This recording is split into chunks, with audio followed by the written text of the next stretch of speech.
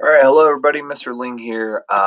Sick as a dog, so I'm not there today, but thought I'd put together a little video so we can make some progress, and hopefully this is helpful to you as we go over some new content.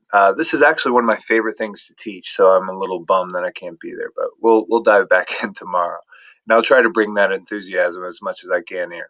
All right, first things first, just some data from the test.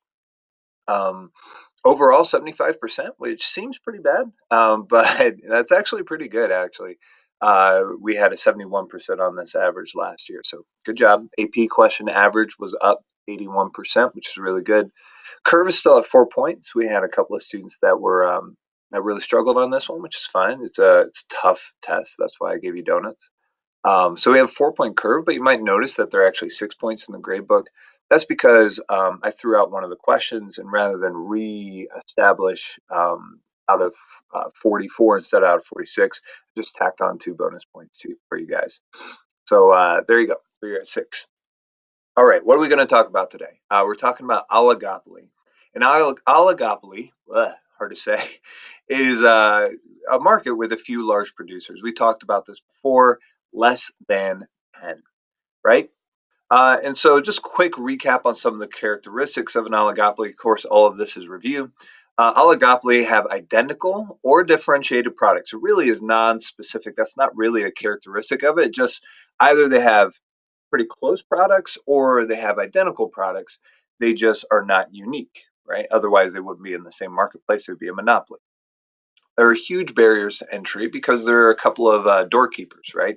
So here you got the big fish, Samsung, Google, and Apple, all kind of being the doorkeepers here, and you got not Microsoft down here. I don't know who it's eating. Can't quite see that. But obviously, a few large firms that create enormous barriers to entry.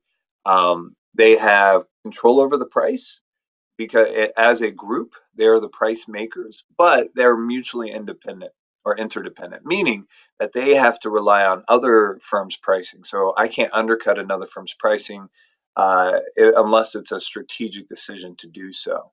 Right. So even though I have some control, I can't just willy nilly change my price as I wish, like a monopoly can within the capacity of the market. I have to pay attention to what the other large firms are doing because they have the potential to steal all of my profit because they are very, very large and a huge competitor that I have to pay very close attention to.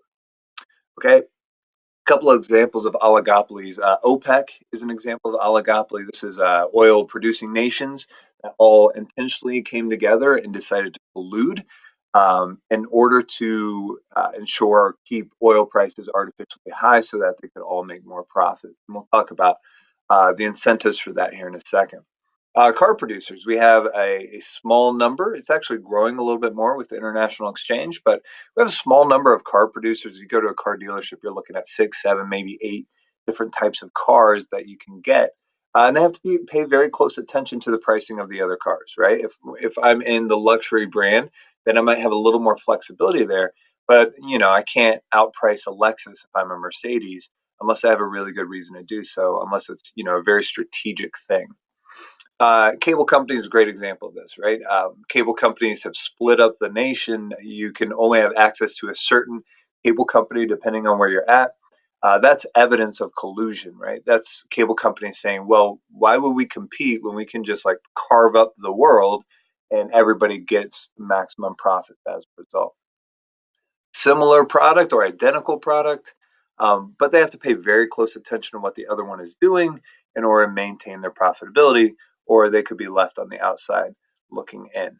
That's an oligopoly, very, very interdependent because huge competing firms have the potential to steal their profits away. They have to pay attention to the other one. All right. Hopefully that made a little bit of sense. Let's keep going. How do they occur?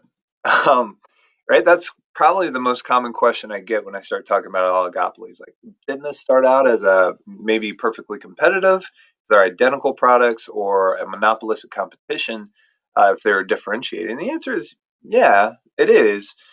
But the difference is there you get some industries in the monopolistic competition, for example, you get some firms that win, right? They just keep winning. The differentiation that they have, people believe is better than everybody else. And so they win, win, win, no matter what. and they move up in the ranks until they have a huge market share, right? And so in an oligopoly, you have a few of these winners that keep on going up and up and up, while all the other competitors eventually get priced out or can't get enough of a profit share to actually continue to exist, right? So that's the first thing. You have winners that keep rising to the top. The losers, the ones having losses, are exiting, like a monopolistic competition we talked about. They exit the market. Now there are just a few left, splitting up these enormous profits. And then that keeps a really, really high barrier of entry so that new firms can't enter, right? Because now they have economies of scale. They're enormous. They're experiencing the benefits of mass production techniques. And so a new firm starting a cable company, for example, is going to have a really hard time competing with that because of all of the infrastructure that they would have to build up. The internet actually changed the game when internet service turned to fiber and became to the point where you could actually stream a video without any delay or lag time. When that happened, then companies that were in streaming service like Hulu and Netflix were able to get an advantage, and now they can enter this market of an oligopoly. Very, very difficult to do. High startup costs, talked about that with economies of scale. It costs a lot to compete. And then a lot of times these oligopolies buy up and own the raw materials that they use, right? So it's very, very difficult to compete because in order to compete against GM, you might have to buy parts from GM dealers, right? So you're actually paying them to compete in the marketplace. And then they can just cut you out altogether. Okay, so that's oligopoly. Kind of weird, but this is really how our world works. We have a lot of oligopolies in the United States. We put our foot down for monopolies, but we love oligopolies. The main reason we love them is they can compete internationally, right? And they're huge job creators. And as a result of these realities, we love having them around. We want people to be employed and we want to be competitive on the global stage. A small monopolistic competition can't necessarily do that. All right, which leads me to my favorite concept to teach in AP economics, period: game theory. The reason I love game theory is it takes this economics idea and it puzzles it out, and we can actually start to predict human behavior and firm behavior. Right? So this is actually the beginning of something called behavioral economics. And behavioral economics is really, really fun. It's not what we teach in this class, but it's basically where we use economic concepts and ways of thinking of things to figure out or try to puzzle out human behavior. And game theory was the first kind of break through that, where we're no longer talking about profits and losses and costs and revenues and production and unemployment and things of that nature. And instead, we're talking about relationships between people and how they're going to react to certain circumstances and instances. So, if you love economics and you love sociology, consider looking at behavioral economics as a major in college.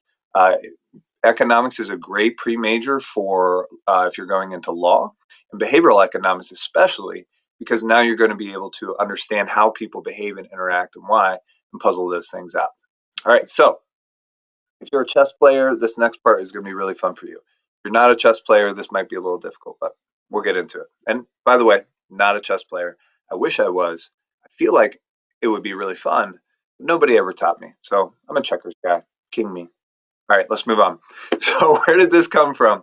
This guy named John Nash. If you ever saw the movie A Beautiful Mind, that was the story of John Nash. So he was, he struggled with some mental illness, and that's kind of what the whole movie focuses on. But really, what he did is he had a breakthrough, right?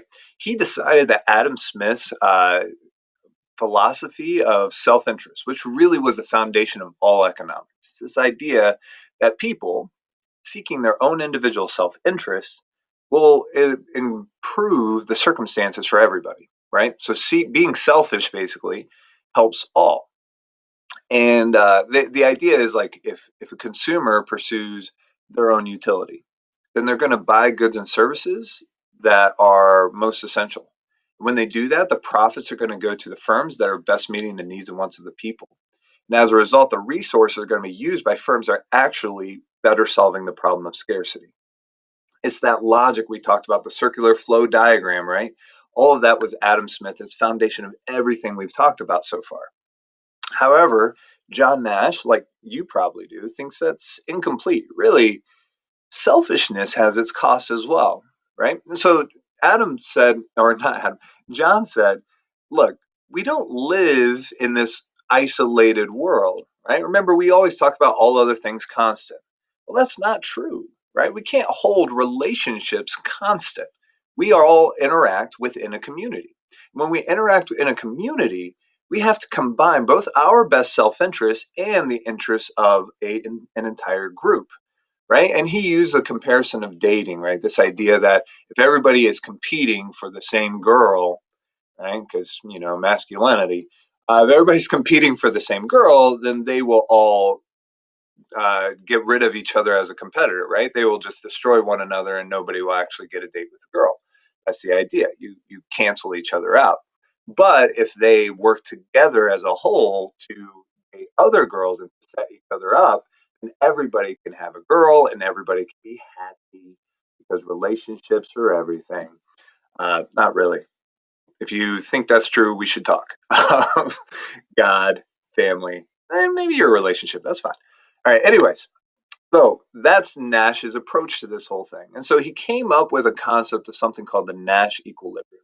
This idea that when people are competing over something, that there's going to be strategy involved. And Nash equilibrium is this idea that eventually, if you puzzle it out, you can actually predict what people are going to do. Because in a certain circumstance, there's going to be a strategy where neither party can gain anything from changing their strategy. In other words, eventually they'll go, okay, this is what we have to do. Based on what I know and these criteria, this is what we have to do, right?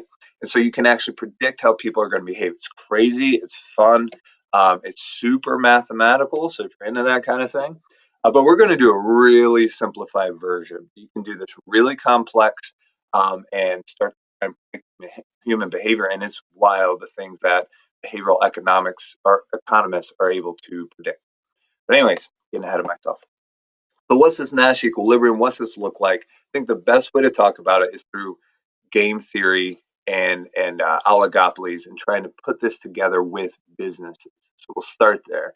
Then we can start to talk about relationships because they're more complex, right? So this, whenever we're talking about living in community and how what we do impacts what other people's do, then regardless of what we're talking about, eventually we have to figure out how this impacts the economy as a whole. And the best and probably easiest way we can predict this is through oligopoly, because we know these really large firms are actually interdependent with one another, right? So what I do matters to that firm, and what they do matters to this firm.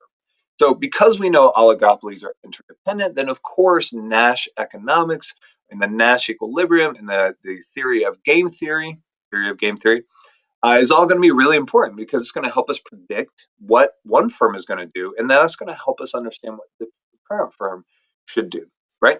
So the idea is because they're interdependent, pricing and output decisions are strategic. I'm trying to avoid losses. I'm trying to make sure that I maintain my portion of that market share in these oligopolies. I want to make sure that I'm still a big fish, right? And so we actually use game theory matrices to define these relationships, look at the interactions, and then predict behavior. And this is the foundation of all behavioral economics from here. But we'll just do a little bit. Here we go. So you've probably heard of this one before, the prisoner's dilemma. And they use this in sociology a lot to talk about, incentives and how people respond to them in relationship, self-preservation, and all of those things. But we're not going to talk about it in that context. Instead, we're going to put together a really simple matrix here and try to understand and puzzle out what is the best choice for each individual. So if you ever get accused or charged of a crime with another co-conspirator and you are given these options, you will know what to do. You get out a little napkin and draw it out and okay, here's what I got. All right, so let's try this out. Okay, so we have prisoner one and prisoner two. Prisoner one and prisoner two both have two options, right? They can deny that they did it and say nothing, or they can confess. And the idea is that they're in isolated chambers, so they can't collude, they can't talk to one another to figure out what. Okay, so let's puzzle this out. First, if both of them deny, both parties deny, so if prisoner two denies and prisoner one denies, they get 5 years in jail each.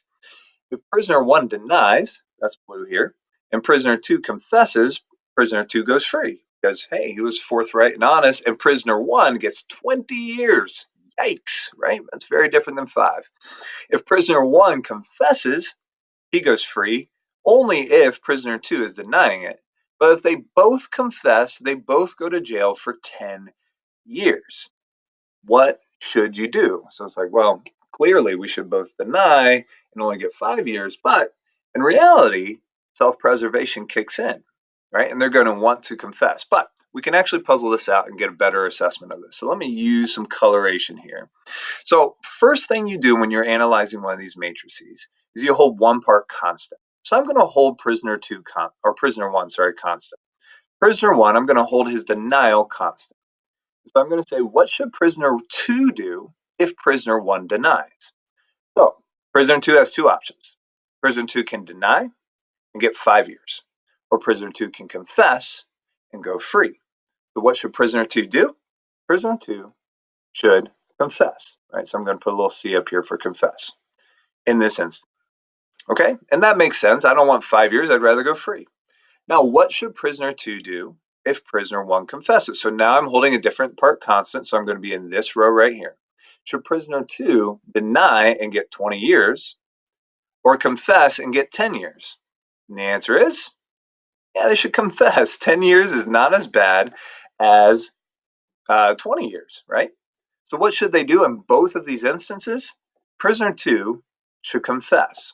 We call that a dominant strategy. The best thing for prisoner 2 to do is confess. So we know we're gonna operate in this territory right here. Prisoner 2 is definitely going to confess. So I'm going to change colors here. Let's get like a nice purple. All right. Now, if I know that prisoner 2 is going to confess no matter what, because if prisoner 2 or prisoner 1 denies, prisoner 2 confesses, they go free. If prisoner 1 confesses and prisoner 2 does not confess, they get 20 years. So might as well confess and only get 10. I know I'm going to be operating in this column here. Now I hold this constant and I ask, what should prisoner 1 do? So if I know prisoner 2 is going to confess, should prisoner 1 deny and get 20 years or confess and get 10 years? The answer, of course, is prisoner 1 should confess and get 10 years rather than 20 years. In other words, in both instances, the best strategy is for them to confess. So why do they do this prisoner's dilemma? It's because it gets confessions.